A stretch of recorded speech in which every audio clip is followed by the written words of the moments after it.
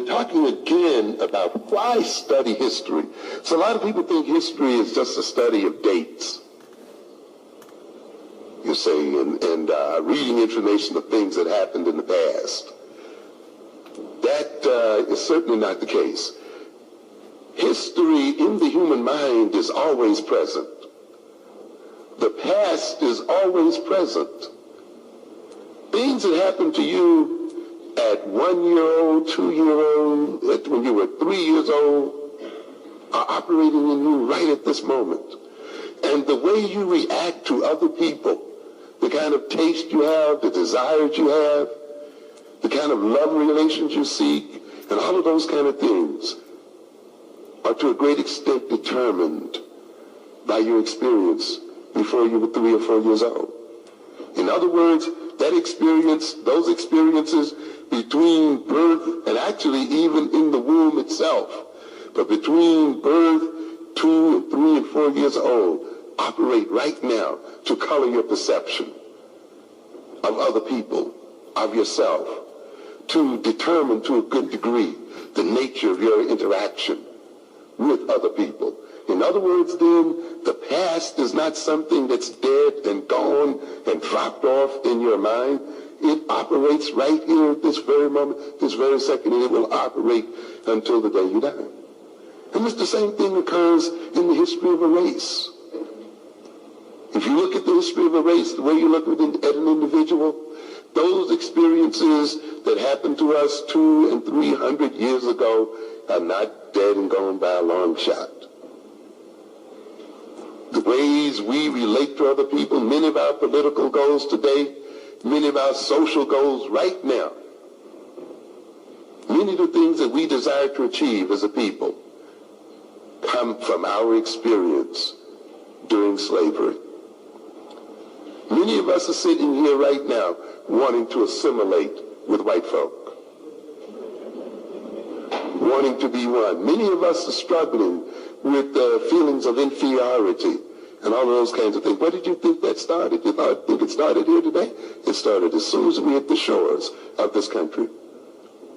And so the experience of ourselves as a group is alive in us. Where else can history be alive but in the minds of people? If people were not in existence, what would be the point? We wouldn't even have to be discussing history. Another indication of the importance of history, of course, is the fact that those who rule over us and those who dominate us have worked very hard at distorting our history and at hiding our history from us and at falsifying our history. So if history were not that important to everyday life, to real life, and to concrete activities, why then has this nation and the people who rule it worked so hard to destroy African history? Why are they resisting the inclusion of African history and African culture in the educational structure if they think that inclusion is purely harmless from their point of view, you see? In other words, then, we need to gain a new appreciation of history and need to recognize that history is always present. And that to a good extent, if we are to change our present behavior, and if we are to change the future, then we must change the past and change our relationship to it. And therefore, the falsification of and mislabeling of black consciousness deals with why we should study history. It deals with history as mythology. And you can recognize in your everyday behavior, if you've been given the wrong history about a person, how that can change your behavior toward that person. Or if people have a wrong history about you, they've been given the wrong information about you. People interact with other people based on their history of the other person, you see. If people want to change the nature of people's relationships, they will often falsify the history of one or both of those persons, knowing that one or both of those persons are going to interact with each other differently depending on their history or that sense of the history of the individual. This goes on with groups, ladies and gentlemen. That's why those in power then, you see, rewrite history. Because in rewriting history, they rewrite the person's perception of himself, whose history they've rewritten. They also then change that person's behavior and relationships with other people, given the history that they've come to believe. And they also change the way other people interact with those people, you see, based on the history that they've learned about the people, you see. That's why any group has to take command of its history and to make sure that it projects the kind of history that operates in its best interest. It cannot let another people write its history and let another people, you see, determine the nature of its history. And it must also know the history of other people as well, if it is to maintain self-control and self-determination, you see. But history is not a mere remembrance of experience. Everything we've learned in the past. You know, if you learn to talk, you learn to walk, and any other thing, you've learned it when? Not today. You learned it years ago. So if you, in a purely theoretical sense, forgot all of your history and all of your experience, you would return then to a fetal state of existence, to a state of immaturity. You would be reduced in your capacity to deal with current and present realities. Many of the coping techniques and things that you've learned in your past would not be useful to you because you would not have them at hand. The same thing is true then in the life of a people. We learned a lot of things as African people. We learned to cope with a lot of things. We learned a lot of methods and techniques for solving problems. The forgetting of African history, the not knowing of African history then, breeds in us a certain levels of immaturity and incapacities to deal with problems which confront us today. So you see, history is not a game of just remembrance. History is an instrument of power.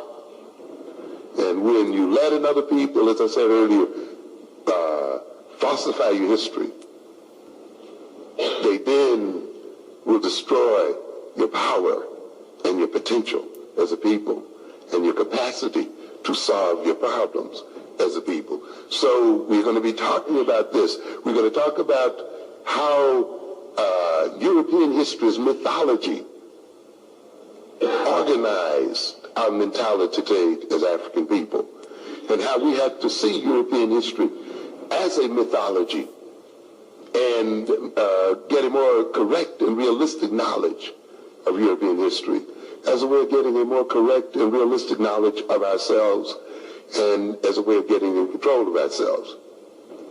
We're also going to talk about, in that book, a psychology. Why are we labeled as maladjusted and so forth? And why do we let another people place labels on us? Why do we let another people call our children learning disabled? Why have not we examined those definitions? To a very great extent, the destruction of our children is taking place because we have accepted without opposition or critical analysis the definition of other people of their behavior. A people who have falsified our history, do not know the psychology of our children nor us, but yet who are arrogant enough to feel that they can label our behavior and then impose programs on them. You must understand, you see, the labeling of behavior is not a mere designation of certain forms of behavior, but is a form of domination. So when you're permitted to label other people, you also are authorizing certain types of behavior toward those people. You're authorizing the withdrawal of certain rights. You are authorizing restraints and constraints on their behavior. You are authorizing, you see, the taking away of privileges and authorizing the imposition of all kinds of punitive and other so-called measures. So labeling children and labeling people's behavior is not something that should be taken easily, something that should be looked upon as purely the work of experts.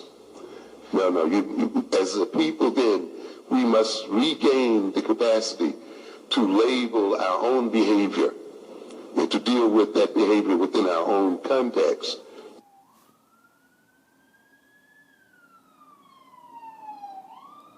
Serve the white man. Why does everything the black man do benefit the white man? Why does the black man say freedom is doing what I want to do? And why is it that everything he wants to do enriches the European? So slavery is not supposed, the experience of slavery is not supposed to be operating in the mentality of black folk. You hear a lot of our youngsters will say that as well. How do you talk about slavery? That was back there. Or you know, whites talk about it. Well, you know, that was back there. We don't have anything to do with that anymore. You see. And it's an amazing situation because you have to remind them that you're still living off the interest of the wealth that your forefathers earned from slavery. You are still enjoying the accumulated wealth that began with the enslavement of our people. And if you're going to enjoy the wealth that was generated by evil, then you must take the curse that comes along with it.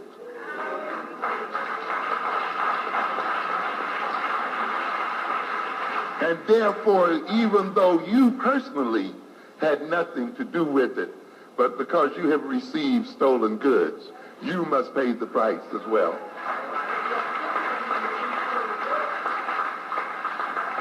And because you fight and struggle to protect those stolen goods, and you defend them, and you organize your society and your relationship to thy people to maintain them and to continue to enhance them, then you must pay the price.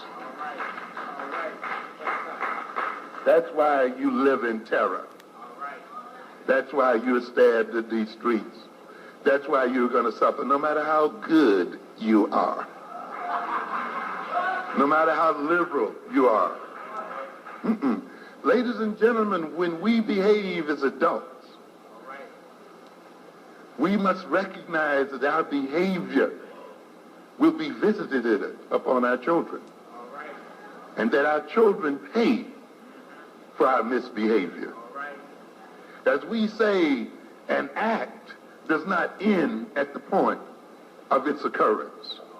It continues to reverberate into the future and down across the generations. And that's why when you behave in a particular way, you have to think in terms of 7 generations from your behavior as to how what you're going to do is going to affect those generations later on. And even though those children may appear to be so-called innocent, they will still pay the price of your own misbehavior.